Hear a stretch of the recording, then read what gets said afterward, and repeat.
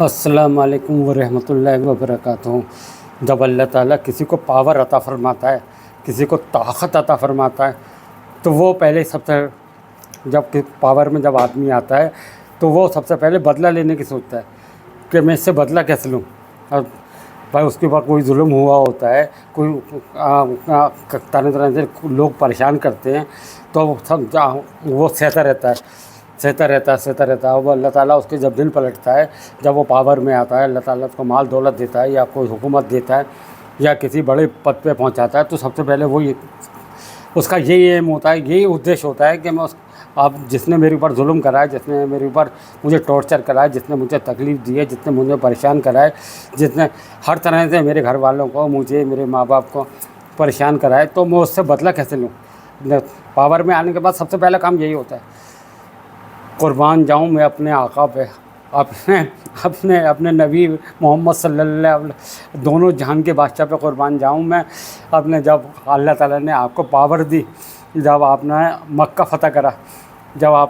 فتح کرا تو آپ کا شکرانے بطور آپ کا سر اونٹنی کے پالان سے لگ گیا تھا، جھک کر کے، مطلب اتنے جھک گئے تھے کہ اونٹنی کے پالان سے میرے آقا کا سر لگ گیا تھا، میرے دونوں جہان کے بادشاہ کا سر لگ گیا تھا۔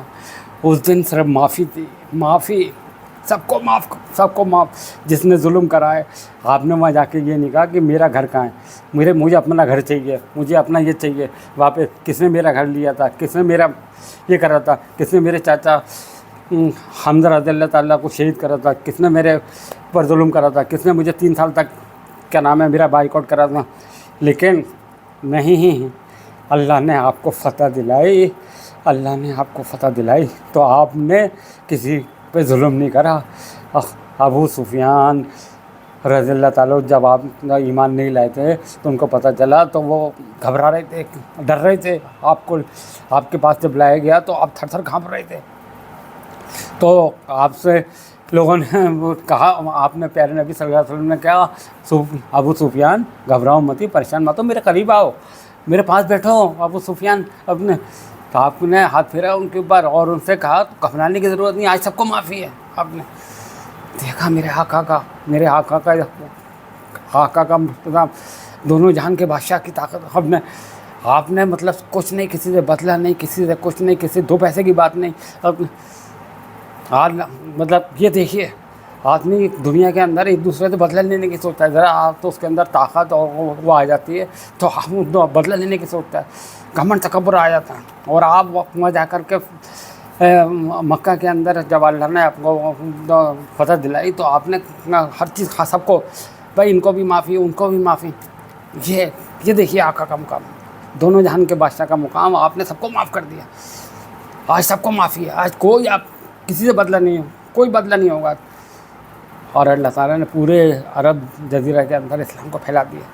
یہ ہے اسلام کی تعلیم۔ اسلام کہتے ہیں کہ آپ لوگوں پر ظلم کرنے کا نام ہے، یہ ظلم مطلب آپ کے اوپر ظلم ہوا، آپ کے اوپر کیا ظلم نہیں ہوا۔ 3 سال تک آپ کا بائیکاٹ رہا، اور آپ کے اوپر آپ کے جو صحابہ ہیں ان کو زمینوں پہ لٹا کے گھسیٹا گیا ہے، کیا کرا گیا، دنیا بھر کی گرم روڈیں لگائی گئی ہیں، مارا پیٹا گیا ہے، کیا نہیں کرا گیا ہے۔ کہ وہ آدمی بھول جاتا ہے کیا؟ اور یہ ایسے ہی جب دوسروں پہ ہوتا ہے تو آدمی بدلہ لیتا ہے، جیسے آج کل ہو رہا ہے۔ لیکن ہمارے آقا کا دیکھیے، جب آپ کو اللہ تعالیٰ نے پاور دی، آپ کو حکومت دی، آپ کو بلند کرا، تو آپ فتح مکہ کرایا، تو آپ نے سب کو معاف کر دیا، سب کو۔ آج سب کی معافی ہے، آج کسی بھی ظلم نہیں ہوگا۔ آج جو بھی ہے، جس نے قتل کرا ہے، تکلیف دی ہے، پریشان کرا ہے، سب کو معافی ہے۔ یہ دیکھیے میرے آقا کا مقام، یہ ہے اسلام، یہ ہے ایمان، یہ ہے ہمارے آقا کا مقام، یہ ہمارے نبی کا مقام ہے۔ پیارے نبی نے سب کو معاف کر دیا۔ یہ نہیں کہا کہ مجھے فلانے نے یہ تکلیف دی تھی، فلانے نے یہ ظلم کرا تھا، فلانے نے میرے صحابہ کے ساتھ یہ کرا تھا، کچھ نہیں، سب کو معافی مل گئی۔ تو کتنا بڑا مقام ہے میرے آقا کا، دونوں جہان کے بادشاہ کا، کتنا بڑا۔ اور اللہ کے فرشتے تو درود و سلام بھیجتے ہیں. ان اللہ و ملائکتہ یصلون علی النبی یا ایھا الذین آمنوا صلوا علیہ وسلموا تسلیما. اپنے ایسے ہی سورہ آل عمران آیت نمبر 81 میں اللہ تعالیٰ فرماتا ہے اذ اخذ اللہ میثاق النبیین لما آتیتکم من کتاب و حکمت ثم جاءکم رسول مصدق لما معکم تؤمنون بہ ولتنصرنہ قال اقررتم واخذتم علی ذلکم اصری قالوا اقررنا قالوا انا معکم من الشاہدین.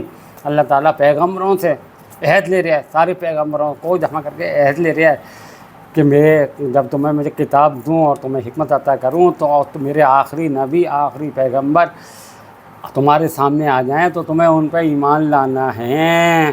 کتنی بڑی فضیلت ہے، کتنے بڑی دونوں جہان کے بادشاہ کی کتنی بڑی فضیلت ہے. اور ہم فضیلت نہیں سمجھ پا رہے ہیں، ہم اپنے آقا کی فضیلت نہیں سمجھ پا رہے ہیں. ہم نماز چھوڑ دیتے ہیں، روزہ چھوڑ دیتے ہیں اپنے اور نافرمانیاں کر رہے ہیں. دونوں جہان کے بادشاہ روئے ہیں، تکلیف میں، پریشانی میں، اور آپ کا کتنا بڑا مقام ہے. اب ہمارے یہاں تو معاف کرنے کا حکم ہے. اپنے بھائی ہم دین اللہ اور اللہ کے رسول سے سچی محبت کرتے ہیں اور دین کو اپنا پھیلانا چاہتے ہیں، اور تو اللہ ہمیں تعلیم دی ہمارے نبی نے کہ معاف کرنا سیکھو. اپنے دینی بھائیوں سے بھی اور غیروں سے بھی، غیر ایمان والوں سے بھی اپنے تعلقات اچھے کرو، اپنے اچھے بناؤ، نیک بنو، اپنے بڑھیا بنو تاکہ لوگ تعریف کریں. اپنے پڑوسی کے ساتھ اچھا سلوک کرو، چاہے وہ پڑوسی کوئی بھی ہو، کسی بھی مذہب سے تعلق رکھتا ہو، اس سے اچھا سلوک کرو.